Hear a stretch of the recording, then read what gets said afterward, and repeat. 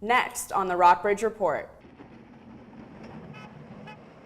Polar vortex is here, and cities like Chicago are experiencing record low temperatures. But you won't believe the big change in temperature headed for Lexington next week. In Washington, Nancy Pelosi says she will not budge on money for President Trump's wall. We'll show you his response next. And Governor Northam is facing controversy following his comments on a recent Virginia abortion bill. We'll hear from him. You still can't drive through certain portions of Shenandoah National Park. Reporter Grayson Duran will show us why. All that and more coming up on the Rockbridge Report. Live from the campus of Washington and Lee University with news from Rockbridge County, this is the Rockbridge Report. Good afternoon and welcome to the Rockbridge Report. I'm Caroline Blackman. And I'm Adit Ahmed. The Midwest is currently dealing with freezing temperatures as the result of record low temperatures in places like northern Illinois. News organizations are reporting between 8 and 11 deaths from the deep freeze. The weather was so bad the Postal Service suspended mail delivery in many places, and at least 27,000 flights have been canceled nationwide. Natasha Chen reports. At least 11 people have died from this cold weather. The latest, a 70-year-old man discovered in Detroit in his home, as well as a University of Iowa student found dead yesterday. Now, native Midwesterners say these temperatures are cold even for them. It's freezing cold. My face, my toes, everything, hands, even though I'm layered, it don't matter. And these are the coldest temperatures in a generation, according to experts, which means a lot of younger people under the age of 25 have never experienced weather like this. We are hearing from the U.S. Postal Service that they are still not delivering in parts of 6 states. Schools in the Chicago area are still closed for a second day. A lot of flights and trains still affected because of this cold weather. Residents are also bundling up here in Rockbridge County, but better weather may be on the rise. We'll have your local weather forecast later in the show. Chicago is dealing with the cold in an interesting way, setting its train tracks on fire. Crews are purposefully lighting up the tracks to warm the rails so that the trains stay on the tracks. Extreme cold can start derailments. President Trump is upset with intelligence chiefs after they contradicted him on Iran and North Korea. The president lashed out at his intelligence chiefs on Wednesday on Twitter. Caitlin Collins has the full story. That's really great. Thank you. Tonight, President Trump is blasting the nation's top intelligence chiefs as passive and naive after they publicly contradicted him while testifying on Capitol Hill. We do not believe Iran is currently undertaking activities we judge necessary to produce a nuclear device. ISIS is intent on resurging and still commands thousands of fighters in Iraq and Syria. We currently assess that North Korea will seek to retain its WMD capabilities. On Twitter, Trump telling his own spy chiefs go back to school after they said North Korea is unlikely to give up its nuclear weapons and that for now, Iran isn't taking steps to produce a nuclear weapon. Trump insisting they are wrong about Iran, North Korea, and ISIS. The sharp rebuke deepening the divide between what the president tells the nation and what his intelligence officials tell him. I know more about ISIS than the generals do, believe me. A bipartisan committee tasked with cutting a deal on border security to avoid another government shutdown met for the first time on Wednesday. The panel must negotiate a plan to get through both Congress and onto Trump's desk. CNN's Karen Kafa has the story. A bipartisan group of negotiators from the House and Senate sitting down for the first time. And I hope that by reaching a compromise here, we will set a tone of bipartisanship. Their task, a border security deal. The deadline, February 15th, when a stopgap government funding measure expires. House Speaker Nancy Pelosi leaving them to their work. I think the conference can reach a good result, left to its own devices without an interference from anybody else. But President Trump tweeting, if the committee of Republicans and Democrats now meeting on border security is not discussing or contemplating a wall or physical barrier, they are wasting their time. Democrats want a conversation less about a wall, more about things like technology and ports of entry. Along with my Democratic colleagues, I'm ready to work in good faith to write a Department of Homeland Security bill that funds smart, effective border security. Trump made clear on Twitter today that any new deal would require funding for his wall. He also tweeted that the wall is currently underway, saying, "More troops being sent to the southern border to stop the attempted invasion of illegals through large caravans into our country.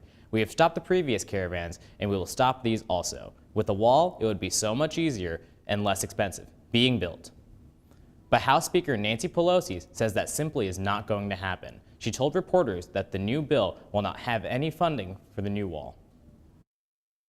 There's not going to be any wall money in the legislation. However, if they have some suggestions about certain localities where technology, some infrastructure, as I said, about the ports of entry, that's part of the negotiation. It is not a negotiation for the president to say. What did he say today? It doesn't matter what Congress does. I knew that he wanted it all to himself. Apple says Facebook can no longer distribute an app that paid users, including teenagers, to extensively track their phone and web use. The tech blog TechCrunch reported late Tuesday that Facebook paid people about $20 a month to install and use the Facebook Research app. Facebook says it was done with permission, but the company has faced scrutiny for defining permission loosely in the past. Facebook says fewer than 5% of the app's users were teens, and they had parental permission. The Lexington City Council just finished a year-long study about the current high school arrangement and how it affects Lexington residents. Jimmy Johnson joins us now live with more information. Currently, all Lexington students go here to Rockbridge County High School, but the City Council has voted to begin looking into possible sites for the new City High School. This is just one of the recommendations made by joint City Council and City School Board Committee. The committee spent the past year looking into the educational experience of Lexington's students at the high school. The council has not made any other opportunities for the committee. Back to you, Caroline. Thanks, Jimmy. To learn more about the study, read his full story on rockbridgereport.wlu.edu. 11 immigrants detained at an El Paso Immigration Processing Center have gone on hunger strikes over the past month. Officials are now force-feeding those detainees through plastic nasal tubes. More detainees are refusing food at the El Paso Processing Center than at any other ICE facility. And lawyers say some detainees are losing weight rapidly after not eating or drinking for more than 30 days. A relative and attorney said the detainees have been striking what they call rampant verbal abuse and threats of deportation from guards. An ICE spokesperson said that a federal judge authorized the force feeding 2 weeks into the strike. Tris Pharma has expanded its voluntary recall of infant ibuprofen because it may contain overly high concentrations of the drug. Tris Pharma says the concentration can be as high as 10% above the specified limit. The affected brands include CVS Health and Equate and are sold at Walmart, CVS, and Family Dollar stores. Infants already susceptible to the adverse effects of ibuprofen could be at a slightly higher risk if given medication from a recalled bottle. There's a remote possibility an elevated level of ibuprofen could lead to permanent kidney damage in babies. Other potential adverse health effects include nausea, vomiting, stomach pain, and diarrhea. Tris Pharma says it hasn't received any reports of related health problems. It's a beautiful sunny day, a great day for a drive into Shenandoah National Park. But you may not get too far thanks to previous winter storms and a stormy season in Washington. We'll explain next. Another chilly day here in Lexington, but plenty of warm weather on the way, with temperatures breaking the 60s early next week. We'll have more on the weather at the Rockbridge Report. Shenandoah National Park is recovering from several setbacks. First, ice storms in November downed trees and blocked roads. Then, the federal government shut down. Grayson Durant has the story. The Blue Ridge Parkway and Skyline Drive will remain closed to cars at Rockfish Gap entrance in Waynesboro for a little while longer. Officials say they had started to clear debris from an ice storm in mid-November when the government shut down. The storm took down several trees, blocking access to the popular roads. The park got hit by a political storm a few weeks later when the federal government closed for 35 days as Congress and President Trump fought over a border wall. Local park supporters are frustrated. We're kind of the stepchild of the park because we're the furthest away from D.C. So they cleared the northern section, they cleared the central section, and they have not cleared the south section. Shenandoah National Park officially remained open throughout the government shutdown. People could hike, but they couldn't drive in the southern section.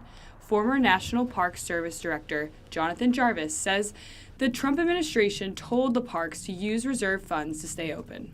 It's basically burning through the park saving account that they would be using to improve things. And when it runs dry, then that money's not going to get replaced. That money will be gone. WNL's Outdoor Education Director James Dick says this time of year is critical for parks. That's when they get the parks ready for the busy summer months. I think the effects will be felt later on this summer when there's a backlog of trail cleanup and dead and down limbs and trees from winter storms and things like that. Still, the road closures have not stopped people from going to the park. As you can tell, there's lots of people out with their families and dogs and stuff too, so we just get out and walk. For now, pedestrians can walk on the Blue Ridge Parkway and the Skyline Drive. Crews started repairs on Monday. It's unclear how long it's going to take before you can drive on those scenic park roads again. For the Rockbridge Report, I'm Grayson Duran. So today's the last day of January, and it's the coldest that it's been this winter yet. It must be because of this polar vortex that I've heard so much about. Crawford, what can you tell us about the vortex and how long is it going to be this chilly? Yes, the polar vortex has hit Lexington the past couple days with temperatures hovering right around freezing, but early next week, temperatures might be breaking the 60s. Let's take a look at the numbers. We'll start with our beautiful live shot of Lexington, Virginia. The sun has been out all day today, but that has not helped the temperatures at all. It has been hovering around freezing. It was 9 degrees early this morning. I know some of you woke up to that. 29 today is the high, so still below 32. The barometric pressure at 30.29 inches of mercury. The 16-mile-per-hour winds not helping anything, making things a lot chillier with that wind chill and 35% humidity. As we take a look at the local radar, no precipitation today, which is lucky because anything would have turned to snow with these ice cold temperatures. Let's also move on to our local weather. Look around the area. Everyone's in the same boat as us, with Lynchburg the only place above 30, just breaking it with 31. Stanton with 26, Buena Vista with 26 as well, and Charlottesville with another cold 29 degrees and cloudy. So now let's take a look at the 5-day forecast. As I said, things looking to heat up early in next week. Tomorrow, a high of 42. Saturday, the sun coming back out for a high of 49. Sunday, things start to amp up a little bit. 57 and sunny before dropping back down to 56 on Monday. And then Tuesday is where we finally crack the 60s. 61 is the high. It will be a little cloudy, but we will get that first taste of spring weather. That's all for the weather today. Caroline and Adit, back to you guys. A bill that would allow Virginia cities to decide for themselves about display of Confederate statues faced a key vote in the State House this week. And we're getting closer to the big game. We'll preview the Super Bowl later in the newscast. Virginia Governor Ralph Northam is being accused by prominent Republicans of supporting infanticide because of comments he made about late-term abortions when the infant is severely deformed or unable to survive after birth. The Democratic governor and pediatric neurologist was defending efforts to loosen abortion restrictions during a radio interview Wednesday. He described a hypothetical situation where a severely deformed newborn infant could be left to die.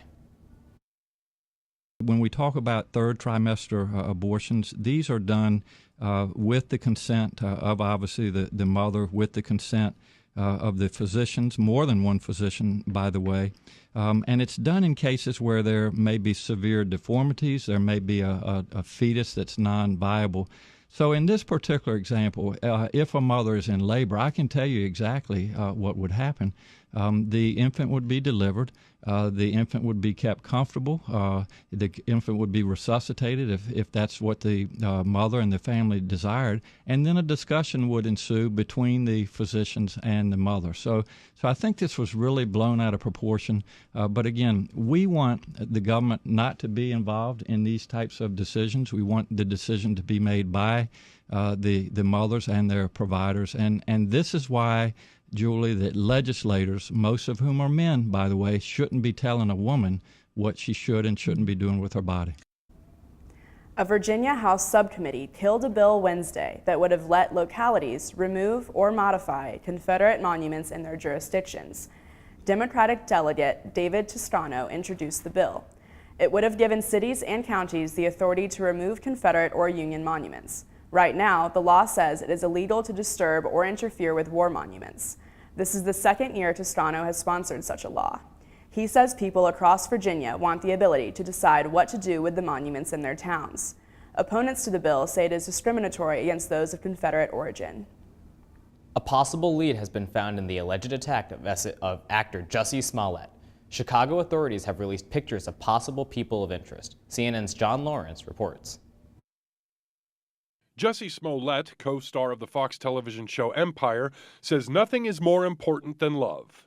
So many words to describe you.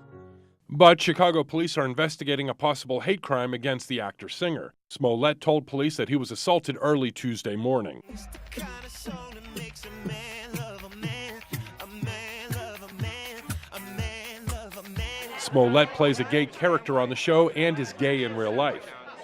Police say Smollett told them that his attackers yelled racial and homophobic slurs at him. Smollett also said he was hit, had an unknown chemical substance poured on him, and a rope placed around his neck. You didn't deserve, nor anybody deserves, to have a noose put around your neck, to have bleach thrown on you, to be called die or whatever they said to you. Chicago police have released pictures of two persons of interest wanted for questioning because they were in the area around the time of the incident. So far, police haven't found images of the alleged assault, but they have found video showing Smollett entering his building with what appears to be a rope around his neck. Smollett is receiving a lot of support on social media, including from politicians like Speaker of the House Nancy Pelosi and Democratic presidential hopeful Kamala Harris. The European Parliament formally recognizes Juan Guaidó as interim president of Venezuela over the current president Nicolas Maduro. Speaking after the vote was taken, the president of the parliament urged all EU member states to make the same declaration so there is a unified position. The European Parliament recognizes Mr. Guaidó as the legitimate president of Venezuela. The European Parliament is the first European institution to do this, and we would ask member states and the High Representative to do the same as quickly as possible in order to ensure that we have a strong, unified European position.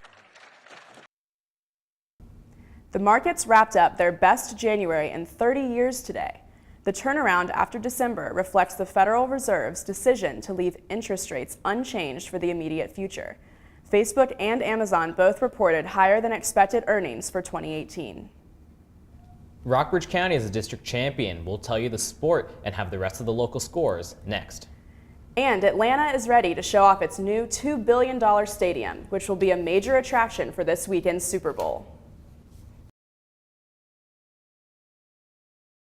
Before Georgia Democrat Stacey Abrams delivers her party's rebuttal to President Donald Trump's State of the Union address, she'll take her voting rights campaign to the airwaves during the Super Bowl. Abrams' political group, Fair Fight, has bought $100,000 worth of airtime on Georgia affiliates during Sunday's NFL broadcast, so the Atlanta Democrat can push for election law changes. In the Super Bowl ad, Abrams appears alongside a white Republican county commissioner from North Georgia. They call for hand-marked paper ballots to replace Georgia's touchscreen voting system. Well, as a huge Atlanta Falcons fan, I'm very excited to see the Rams defeat the Patriots this Sunday in the Super Bowl in Atlanta. Well, as a big New England Patriots fan, I'm excited to see Tom Brady and Bill Belichick in their third straight Super Bowl in as many years. John Ike, how are the teams feeling leading up to Sunday's game? Well, Caroline and Adit, the New England Patriots are comfortable as this is the team's third straight Super Bowl appearance. The Los Angeles Rams are excited but nervous, as the team's last Super Bowl victory, nearly 20 years ago, was in Atlanta. First, let's take a look at our local sports. The Rockbridge County High School boys swimming team won a district title yesterday. They scored 124 points to take their second consecutive Valley District Championship title over Spotswood yesterday. The Rockbridge County High School girls swimming team placed second at the Valley District meet yesterday. The top 6 swimmers in each individual race will advance to the Region 3C meet, which will take place on February 8th at the Brooks Family YMCA in Charlottesville. The Rockbridge County High School girls basketball team lost to Broadway yesterday, 55-32. They play again tomorrow at Turner Ashby. The Rockbridge County High School boys basketball team also lost yesterday to Broadway. The final score was 55-40. They play again tomorrow against Turner Ashby at 7 p.m. Over in Buena Vista, the Perry McClure boys basketball team won yesterday 67-36 against Eastern Montgomery High School. They play again tomorrow against the Riverheads at 7 p.m. The women's basketball team won yesterday's away game 77-24 against Eastern Montgomery High School. They play again tomorrow, February 1st at 7 p.m. against Narrows. And nationally, football fans are getting excited for the Super Bowl this Sunday. The Mercedes-Benz Stadium in Atlanta is ready for game day, but as you can see, it took a long time to get there. Luckily, Atlanta dodged a repeat of the ice storm, which marred its previous Super Bowl. Some fans feared NFL wouldn't bring the game back after the ice storm in 2000.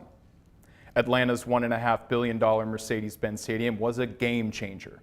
The new building, which opened in 2017, is the reason the city is hosting Sunday's Super Bowl 53. The weather is on Atlanta's side for Sunday's Rams-Patriots game. The forecast calls for a high near 60 on Sunday. The new stadium's fancy retractable roof may be open for at least a portion of the game.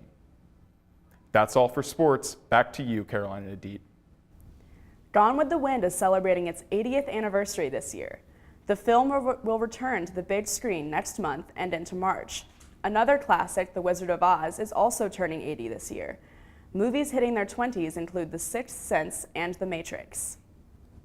Donald Trump's longtime ally is in the news for more than just his recent arrest. CNN's Jeannie Mose says that Roger Stone is used to being in the public eye and making his share of fashion statements.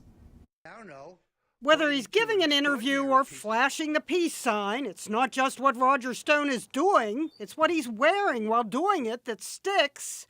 While Nancy Pelosi takes her sunglasses off to talk to the press, Stone puts them on. Yeah, I'm going to put these on because otherwise I'll... Yeah, I don't blame him.